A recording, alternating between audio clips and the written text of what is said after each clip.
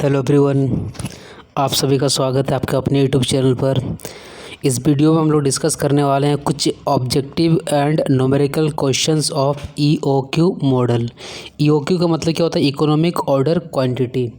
इसका थ्योरी हमें पता है कि इकोनॉमिक ऑर्डर क्वांटिटी वो क्वांटिटी होती है, अगर उस क्वांटिटी को अगर हम लोग मंगवाएंगे तो जो टोटल एनुअल कॉस्ट या आप जिसको बोलते हो टोटल इन्वेंट्री कॉस्ट जो होगा इस क्वांटिटी पे मिनिमम आता है। और हम लोग ये भी जानते हैं कि एट इकोनॉमिक ऑर्डर क्वांटिटी जो ऑर्डर कॉस्ट होता है ये बराबर होता है किसके? होल्डिंग कॉस्ट के बराबर होता है। और यहाँ से हम लोगों ने एक फॉर्मूला निकाला था कि जो इकोनॉमिक ऑर्डर क्वांटिटी होगी वो क्वांटिटी क्या होगी? ये होगी √2D C0 अपॉन CH, जहाँ पे D हो गया आपका एनुअल डिमांड, C0 हो गया ऑर्डरिंग कॉस्ट एंड CH हो गया holding cost of 1 unit per year, मतलब 1 यूनिट को 1 साल तक रखने में जो भी खर्च लगता है। तो चलिए डिस्कस करते हैं। क्वेश्चन नंबर फर्स्ट देखिए क्या है। क्वेश्चन नंबर फर्स्ट है कि if the demand for an item is doubled and the ordering cost is half, then the economic order quantity क्या होगा वो हमें बताना है। तो हमें पता है कि जो इकोनॉमिक ऑर्डर क्वांटिटी होती है ये क्या होता है? ये होता है √2D C0 अपॉन CH होता है। अगर यहाँ पर हम लोग डिमांड जो होता है डबल कर देते हैं, डी से क्या होगी? ये 2D बन जाएगा, और जो ऑर्डरिंग कॉस्ट है ये हाफ हो गया, मतलब C0 से ये C0/2 हो गया, और होल्डिंग कॉस्ट को कुछ भी नहीं कर रहे हैं और 2 तो पहले से था ही। तो देखो, तो जो इकोनॉमिक ऑर्डर क्वांटिटी है ये 2 से 2 कैंसिल हो जाएगा, तो ये क्या रह जाएगा? ये भैया सेम ही आ गया आपका। तो मतलब अगर हम लोग डिमांड को बढ़ाएंगे और ऑर्डरिंग कॉस्ट को हाफ करेंगे तो इकोनॉमिक ऑर्डर क्वांटिटी पे कोई भी चेंज नहीं आएगा। तो इसका आंसर क्या हो जाएगा? ए हो जाएगा, रिमेंस अनचेंज। उसके बाद सेकंड नंबर का क्वेश्चन है कि setup cost do not include. तो सेटअप कॉस्ट क्या होता है? जैसे हम लोगों ने पढ़ा था कि ऑर्डरिंग कॉस्ट पढ़े हो आप, परचेजिंग कॉस्ट, ठीक है, होल्डिंग कॉस्ट और सेटअप कॉस्ट। अगर कोई प्रोडक्ट अगर आप अपने घर पर बनाते हो, किसी प्रोडक्शन सिस्टम अगर आपके घर पर है, तो आप क्या करते हो? उस कंडीशन में बाहर से क्वांटिटी को ऑर्डर करके नहीं मंगवाते हो। उस कंडीशन में आप अपने घर के पास जो मशीन आपके पास रखे होंगे उसको आप स्टार्ट करते हो और प्रोडक्शन करना स्टार्ट मतलब मशीन को रन करके प्रोडक्शन स्टार्ट कर देते हो। तो सेटअप कॉस्ट के केस में जो ये ऑर्डरिंग कॉस्ट होता है रॉ मटेरियल का, ये हमें बाहर से मंगाना नहीं पड़ता है, ठीक है। बाकी जितने भी कॉस्ट है, labour cost of setting of machines, ये भी लगता है जब मशीन को सेट करना पड़ेगा नया प्रोडक्शन को स्टार्ट करने के लिए, तो ये कॉस्ट इंक्लूड हो जाएगा सेटअप कॉस्ट में। मशीन्स को मेंटेनेंस के लिए कॉस्ट आ जाएंगे और वर्क पीस को प्रोसेस करने के लिए, ये सारे कॉस्ट होंगे आपके सेटअप कॉस्ट के, ठीक है। चलिए नेक्स्ट क्वेश्चन देखते हैं। क्वेश्चन नंबर थर्ड क्या है? क्वेश्चन नंबर थर्ड देखो क्या है कि a company uses 2555 unit of an item annually और डिलीवरी लीड टाइम क्या है? 8 डेज़ है। तो मुझे पता करना कि रीऑर्डर पॉइंट बता दो कितना होगा, ठीक है। तो आपको पता होगा कि ये जो लीड टाइम होता है ये वो टाइम होता है 8 डेज़ का। मतलब ये होता है कि सपोज़ आपने यहाँ पे कोई एक ये प्रोडक्ट ए ऑर्डर किए हो, तो आप आपने यहाँ पे ऑर्डर कर दिया, तो आपके पास जो इन्वेंट्री ए जो आपके पास जो ये प्रोडक्ट ए है ये कितने दिन के बाद आएगा? ये 8 डेज़ के बाद आएगा। तो ये जो ट्रांसपोर्टेशन में टाइम लग रहा है या जो डिलीवरी में टाइम लग रहा है, इसी टाइम को हम लोग बोल देते हैं क्या? लीड टाइम बोल देते हैं, ठीक है। और एनुअल जो आपका डिमांड कितना है ये यूनिट दे के रखा हुआ। रीऑर्डर पॉइंट में आप लोगों ने क्या पढ़ा हुआ है कि जो ईओक्यू मॉडल होता है, स्टार्टिंग में हमारे पास कितनी क्वांटिटी होती है? क्यू होती है। और अगर ये टाइम का ग्राफ लिखते हो तो हमें पता है कि टाइम जैसे जैसे आपका बढ़ते जाता है तो क्वांटिटी कम होती है। तो इस पॉइंट पे आते आते आपकी क्वांटिटी 0 हो गई। तो भैया हमें तो 0 होने से पहले मंगवाना पड़ता है। 0 होने से पहले जो आप मंगवाते हो उस पॉइंट को आप क्या बोल देते हो? रीऑर्डर पॉइंट बोल देते हो। और उस कंडीशन में जो आपका इन्वेंट्री आपके पास बचा हुआ रहता है उस इन्वेंट्री को आप बोल देते हो रीऑर्डर लेवल।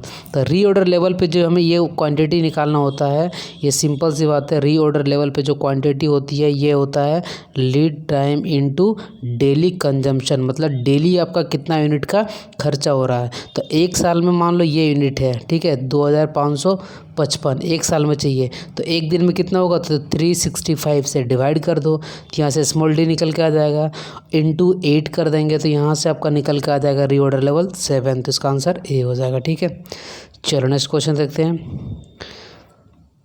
नेक्स्ट क्वेश्चन क्या है कि there are two product P and Q, दो अलग अलग प्रोडक्ट दे के रखा हुआ पी एंड क्यू, तो दोनों के केस में जो इकोनॉमिक ऑर्डर क्वांटिटी होता है उसका रेशियो पूछा है।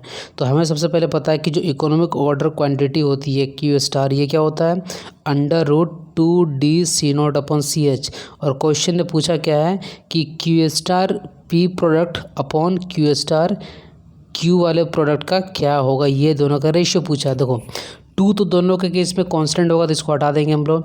अब दोनों के केस में देखो ऑर्डरिंग कॉस्ट भी कांस्टेंट है, तो ये भी हटा देंगे, तो बचा क्या आपका डिमांड और होल्डिंग कॉस्ट का रेशियो, तो ये आप √D/CH ये आपका हो गया किसके लिए, प्रोडक्ट पी के लिए, और यहाँ पे √D/CH ये हो गया आपका प्रोडक्ट क्यू के लिए। अब इसका डिमांड देखो यहाँ पे 100 दे के रखा हुआ है, होल्डिंग कॉस्ट 4 दे के रखा हुआ है, क्यू वाले के लिए डिमांड 400 है और होल्डिंग कॉस्ट 1 है। तो जब आप इसको सॉल्व करोगे तो यहाँ से आपका आंसर निकल कर आ जाएगा C 1:4। ठीक है, चलिए नेक्स्ट क्वेश्चन देखिए। नेक्स्ट क्वेश्चन में क्या बोल रहा है कि consider the following data with reference to elementary deterministic economic order quantity model. Deterministic का मतलब ये होता है कि ये आइडियल होता है। आइडियल मीन्स व्हाट, कि जो आपका डेली कंजम्पशन रेट होता है या कस्टमर का जो डेली डिमांड रहता है वो टाइम के साथ कांस्टेंट रहता है, कि अगर डेली 10 यूनिट कस्टमर डिमांड कर रहा है तो डेली कितना 10 ही यूनिट का डिमांड करेगा, ना इससे ज़्यादा करेगा ना इससे कम करेगा। इसी को हम लोग बोलते हैं क्या, डिटर्मिनिस्टिक मॉडल बोलते हैं। तो इस क्वेश्चन में देखो पहले क्या दिया हुआ है और क्या पूछा है, पहले देखते हैं कि एनुअल डिमांड दे कर रखा हुआ, मतलब ये कैपिटल डी दे कर रखा हुआ है। Unit price of the item मतलब क्या, C0 दे कर रखा हुआ है, सॉरी हाँ C दे कर रखा हुआ है, यहाँ पे ओनली C दे कर रखा हुआ, small c। Inventory carrying cost per unit per year, मतलब ये क्या है, होल्डिंग कॉस्ट है, एक यूनिट को एक साल तक रखने के लिए, और ये यूनिट ऑर्डर कॉस्ट C0 देकर रखा हुआ। अब पूछा क्या है कि the total number of economic order per year to meet the annual demand, मतलब ये जो एनुअल डिमांड का रिक्वायरमेंट हुआ है 10⁵, मतलब 1 लाख इन्वेंट्री का, तो उसके लिए मुझे एक साल में कितना ऑर्डर करना पड़ेगा। तो आपको पता होगा कि जो ऑर्डर एन जो होता है कि एक साल में कितना डिमांड है अपॉन इकोनॉमिक ऑर्डर क्वांटिटी से डिवाइड कर दो। तो यहाँ से हमें क्या निकालना पड़ेगा, सबसे पहले क्यू स्टार निकालना पड़ेगा, √2D/C0/CH। ठीक है, अब देखो इस क्वेश्चन में सारे आपके जितने भी चीज़ है ना वो दे के रखे हुए हैं, मतलब डिमांड आपका दे के रखा हुआ है, क्वेश्चन में C0 भी दे के रखा हुआ है और होल्डिंग कॉस्ट भी दे के रखा हुआ है। यहाँ से आपका इजीली क्या निकल जाएगा, क्यू स्टार निकल के आ जाएगा, और फिर क्यू स्टार जैसे निकल के आ जाएगा फिर इसको क्या करना, डिमांड को भैया जो 10⁵ है इसको इससे डिवाइड दे देंगे। जब इसको यहाँ से डिवाइड दे देंगे तो यहाँ से एन जो है ये ऑर्डर 50 निकल के आएगा, मतलब एक साल में हमें टोटल कितने 50 ऑर्डर करने पड़ेंगे। इसको आप सॉल्यूशन करके देखना, ठीक है, 50 आएगा आंसर इसका। चलिए नेक्स्ट क्वेश्चन देखते हैं। क्वेश्चन नंबर 6 क्या देखिए, नेक्स्ट क्वेश्चन है कि annual demand of A product, मतलब एक साल में ये डिमांड हो गया capital D, and the ordering cost, मतलब ये C0 दे के रखा हुआ है। Consider the basic economic order quantity model. The economic order quantity कितना दे के रखा हुआ, क्यू स्टार दे के रखा हुआ है।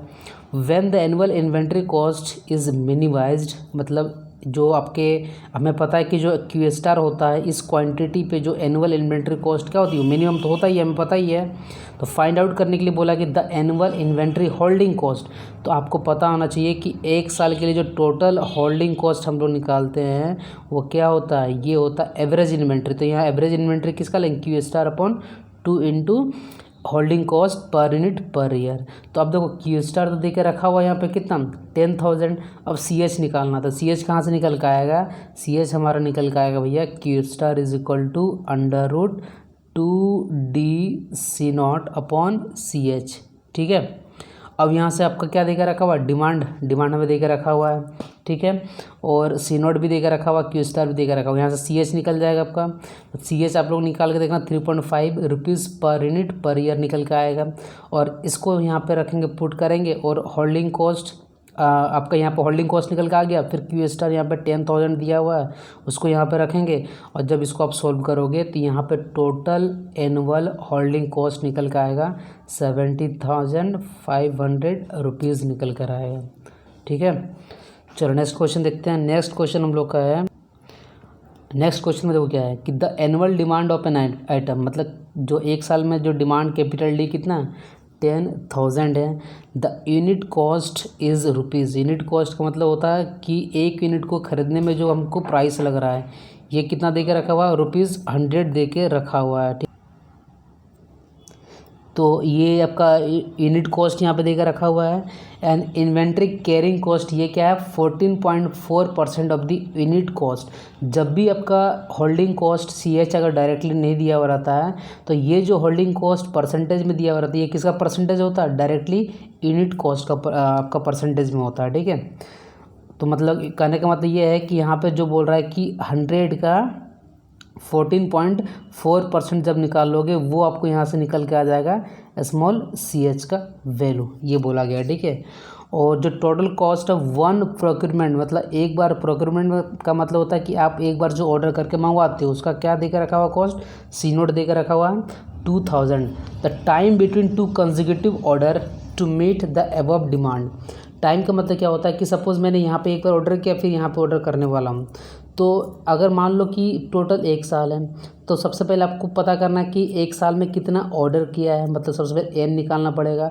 और t जो होता है, टाइम जो होता है, ये क्या होता है 1/n होता है। मतलब कि आपने एक बार यहाँ पे ऑर्डर किया, दूसरा बार यहाँ पे ऑर्डर कर रहे हो, तो 2 ऑर्डर के बीच में कितना टाइम लग रहा है डे में, ये हमें निकालना है। तो सबसे पहले क्या निकालना पड़ेगा, n निकालना पड़ेगा। और n निकालने के लिए हमें चाहिए d/q²।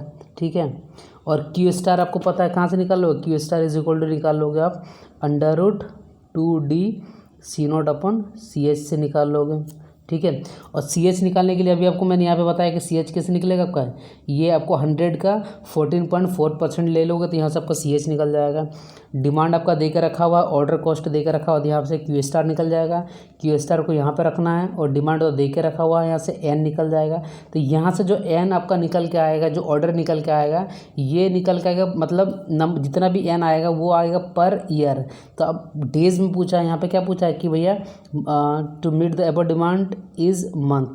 तो मंथ में अगर आपको यहाँ पे पूछा गया है तो आप इसको यहाँ पे करना क्या दे, तो इस क्वेश्चन में आपको करना यही है कि जैसे आप यहाँ से n निकालोगे, फिर n को डिवाइड कर देना, मतलब n नीचे रहेगा, इसको 12 से डिवाइड कर देना, क्योंकि 1 ईयर में कितना 12 मंथ होता है। और n जितना भी आएगा उसको आप यहाँ पे रख देना। ठीक है, अब जब n सॉल्व करोगे तो यहाँ से देखना n 6 निकल के आएगा, मतलब 6 ऑर्डर पर ईयर। तो 1 ईयर में कितना मंथ, 12 मंथ। तो यहाँ से जब सॉल्व करोगे तो आपका टाइम t = 2 मंथ निकल के आएगा। तो 2 मंथ का मतलब ये हो गया कि जो मेरा 2 ऑर्डर के बीच में जो गैप आ रहा है, ये डे में नहीं, किस में पूछा है, इसे मंथ में पूछा है, तो ये 2 मंथ निकल के आएगा। अगर ये डेज में पूछता तो 1 ईयर में 365 डेज कर देते हम। ठीक है, आई होप आपको सब कुछ क्लियर हो गया होगा। तो और भी अगर आपको क्वेश्चन सॉल्व करने हो तो आप कमेंट करना, मैं आपको टेलीग्राम का लिंक मतलब दूंगा नीचे पे, वहाँ पे कुछ क्वेश्चन और भी प्रोवाइड करवा दूंगा। ठीक है, अगर आपको सॉल्व करने हो तो मिलते हैं फिर नेक्स्ट वीडियो में। So guys, thanks for watching this video.